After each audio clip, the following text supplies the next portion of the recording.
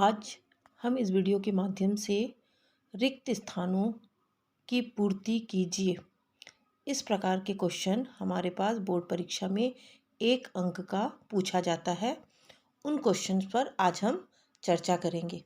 जैसा कि हम देखते हैं कि प्रथम क्वेश्चन इसमें दिया हुआ है कि द्विघातीय बहुपदों की में अधिकतम शून्यक होते हैं। द्विघातीय बहुपद यदि दिया हुआ है तो अधिकतम शून्यक इसमें होते हैं 2। यदि हमारे पास बहुपद दिया है ax² + bx + c में शून्यकों का योगफल, तो शून्यकों का योगफल का सूत्र हमारे पास होता है -b/a। शून्य ax² + bx + c में शून्यकों का गुणनफल c/a होता है। नेक्स्ट हमारे पास दिया है बहुपदों 2x² - 7x - 9 में शून्यकों का योगफल, तो हमारे पास फॉर्मूला होता है -b/a। तो b की जगह यदि हमारे पास माइनस में दिया हुआ है तो आंसर हमारा प्लस में आएगा। हमेशा ध्यान रखना 7/2, क्योंकि 7 b की जगह 7 है और a की जगह 2 है। नेक्स्ट हमारे पास है बहुपद 2x + 5 और 3x + 3 का योगफल। तो हमेशा हम ये ध्यान रखेंगे कि x और x वाला योग करेंगे और कांस्टेंट अचर जो है उसको हम योग कर लेंगे। तो 2x + 3x हमारे पास कितना हो गया 5x और 5 + 3 8। इसी प्रकार ये दो संख्या दी हुई है 5x + 2 और 3x - 2, इसका योग करना है। तो 2 यहाँ प्लस में है 2 माइनस में है तो ये कैंसिल हो जाएगा। 5x और 3x 8x योग हो जाएगा। अब हम देखेंगे द्विघात समीकरण में अधिकतम मूलों की संख्या कितनी होती है। अधिकतम मूलों की संख्या 2 होती है। ax² + bx + c = 0 के विभेदक अर्थात विविक्तकर का मान क्या होता है। विभेदक को कैसे डिनोट करते हैं हम, b² - 4ac। यदि हमारे पास समीकरण दिया हुआ है x² - alpha + beta x + alpha beta = 0 हो तो इनके मूल क्या क्या हो जाएंगे। अल्फा और बीटा मूलों का योगफल दिया है और मूलों का गुणनफल, मतलब दो मूल क्या दिए अल्फा और बीटा, तो ये हो जाएगा अल्फा और सेकंड मूल हो जाएगा बीटा।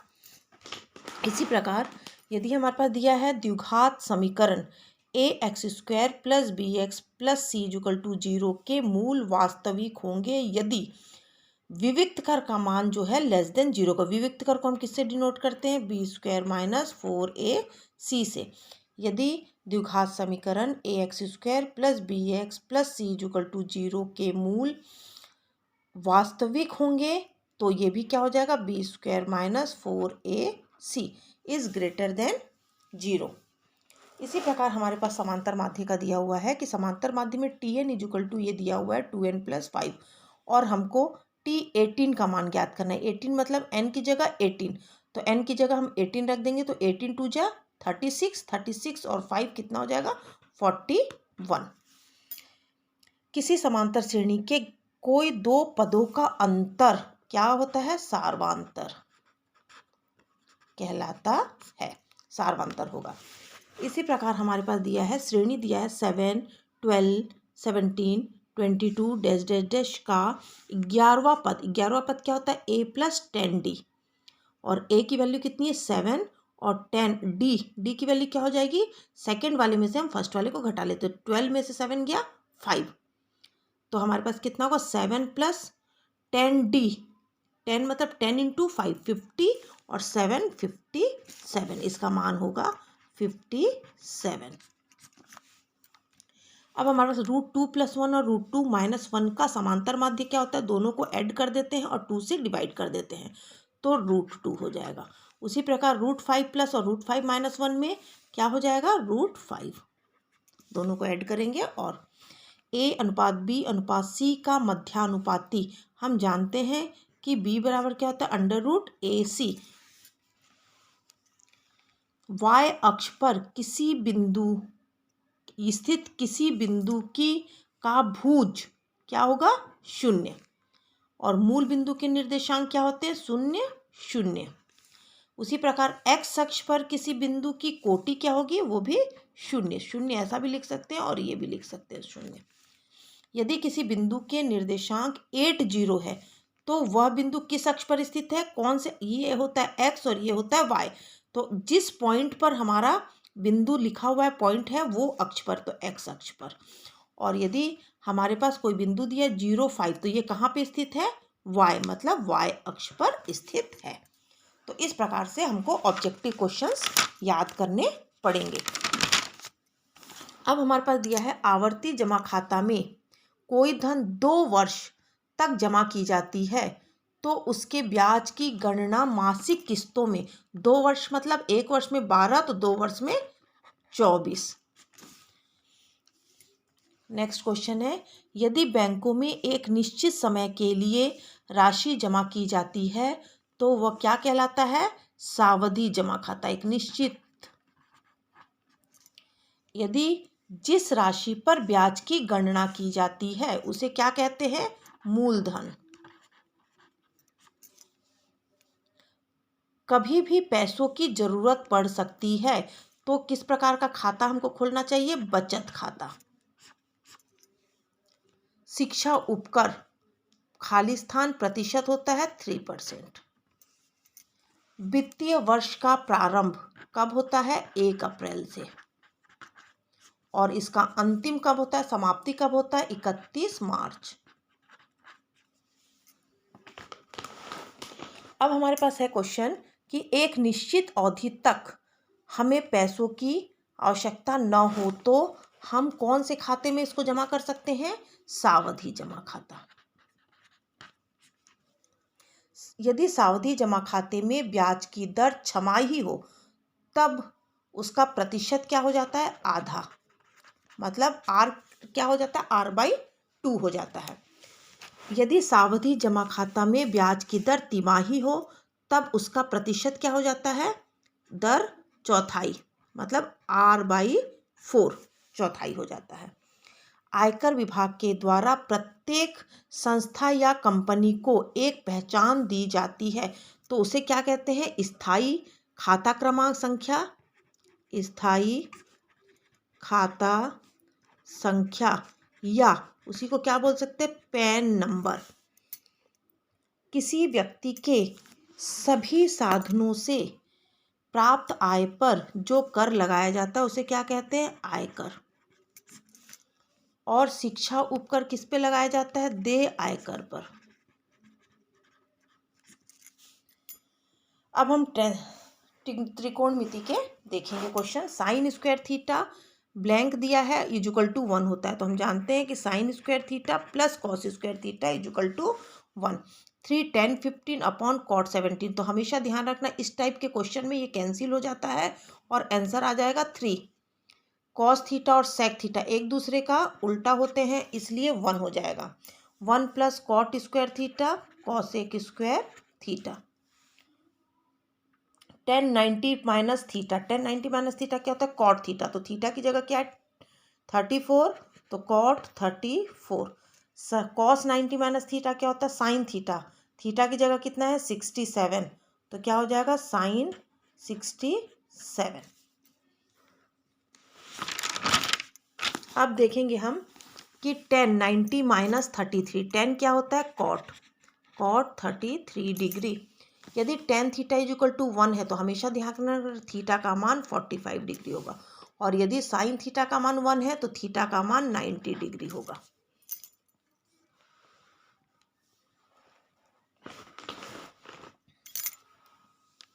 अब हम देख लेते हैं कि समबाहुभुज की संगत भुजाएं क्या होती है, अनुपातिक।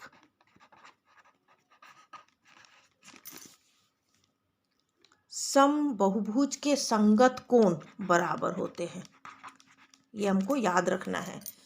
सभी सर्वांग समबाहुभुज क्या होते हैं, सभी सर्वांग समबाहुभुज समरूप होते हैं। दो समरूप आकृतियों की माप में विशेष अनुपात होता है उसे क्या कहते हैं, स्केल गुणक, स्केल गुणक कहा जाता है।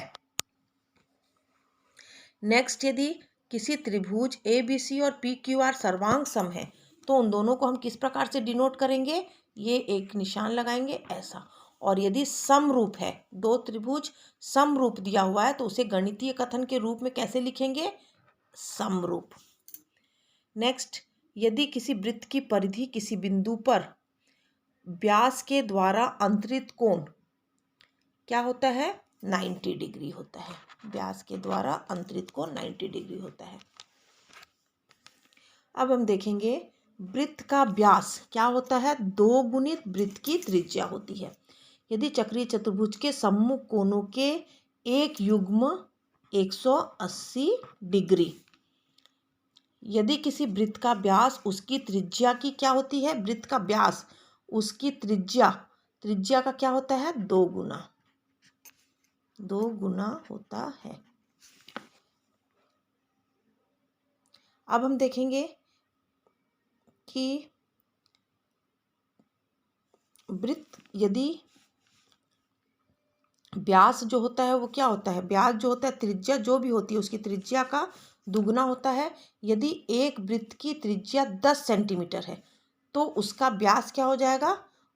उसका दुगुना हो जाएगा, मतलब 20 हो जाएगा। और यदि 10 सेंटीमीटर व्यास है तो उसका वो आधा हो जाएगा, त्रिज्या 5 सेंटीमीटर। बाह्य बिंदु से वृत्त पर खींची गई रेखाओं की लंबाइयाँ क्या होती है? बराबर। यदि वृत्त के व्यास के सिरों पर खींची गई स्पर्श रेखाएं परस्पर समांतर होती हैं।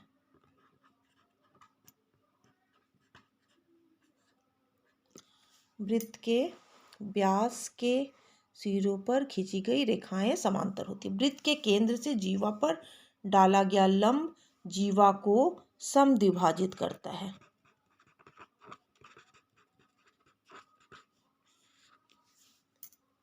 और अब हमारे पास है वृत्त के केंद्र और जीवा के मध्य बिंदु को मिलाने पर जीवा पर मध्य बिंदु को मिलाने वाली रेखा जीवा पर लंबवत होती है। नेक्स्ट है वृत्त की सबसे बड़ी जीवा क्या होती है? व्यास। वृत्त की सबसे बड़ी जीवा व्यास होती है। नेक्स्ट हम देखेंगे दो वृत्त सर्वांग सम होते हैं यदि उसकी त्रिज्या बराबर होती है। उस जीवा को जो वृत्त के केंद्र से जाती है वृत्त का व्यास कहलाती है। अब देखेंगे, देखो, एक विषम संख्या और एक सम संख्या का योग। विषम संख्या जैसे ले लेते हैं 3 और सम संख्या ले लेते हैं 2, तो 3 और 2 को जो ऐड करेंगे तो क्या हो जाता है? 5 क्या होता है? विषम संख्या। तो हम ले लेंगे विषम संख्या होता है। वैसे 2 विषम संख्या ले लेते हैं, जैसे 3 और 3 6, तो क्या हो जाता है? सम। किसी त्रिभुज का खाली स्थान कोण दूरस्थ अंतः कोणों के बराबर होता है। किसी त्रिभुज का बहिष्क कोण √2 एक अपरिमेय संख्या है।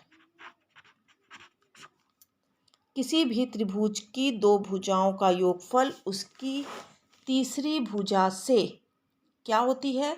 हमेशा अधिक होती है। सम संख्याओं का वर्ग, सम संख्या जैसे 2 है तो 2 का वर्ग 4 क्या होता है? सम संख्या का वर्ग हमेशा सम होता है। एक परिमेय संख्या और एक अपरिमेय संख्या हमेशा क्या होता है? वास्तविक संख्या होती है।